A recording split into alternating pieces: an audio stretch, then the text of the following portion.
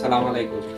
বর্তমান সময়ে কিন্তু আসলে সচরাচর সবাই গরুর খাদ্য আসলে বাড়িয়ে দিচ্ছেন কিংবা আগের তুলনায় আসলে কিছু বাড়িয়ে দিচ্ছেন। তো এক্ষেত্রে কিন্তু আমাদের আসলে যে দৈনন্দিন যে সমস্যাগুলো হচ্ছে সেগুলো হচ্ছে গ্যাস, অ্যাসিডোসিস কিংবা বিভিন্ন সমস্যা আসলে বদহজম এই ধরনের সমস্যা হচ্ছে। তো এগুলা থেকে ত্রাণ পাওয়া কিংবা এগুলা থেকে আসলে অনেকাংশে কমিয়ে ফেলার আসলে কিছু এগুলো আসলে আমরা খামারি কিংবা যারা আসলে কৃষক তারা কিন্তু আসলে এগুলো জানেন না।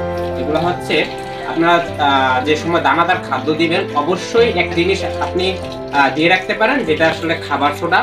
আসলে আমরা তো এটা আসলে আমরা যদি খাবারের সাথে পরিমাণ মতো মিলিয়ে খাওয়াতে পারি গরুকে, তাহলে কিন্তু গরু এই যে গ্যাস কিংবা বদহজম এই জাতীয় সমস্যা থেকে আসলে পরিত্রাণ পাওয়া যাবে কিংবা অনেকাংশে আসলে এই ধরনের সমস্যা হবে না। বর্তমানে কিন্তু আমরা যে বিষয়টি নিয়ে খামারিরা সাফার করতে হয় যে একদিন খাবার একটু বেশি খাইয়ে ফেলছে, যার সমস্যা হয় যে গ্যাস হয় কিংবা এই ধরনের সমস্যা হতে পারে।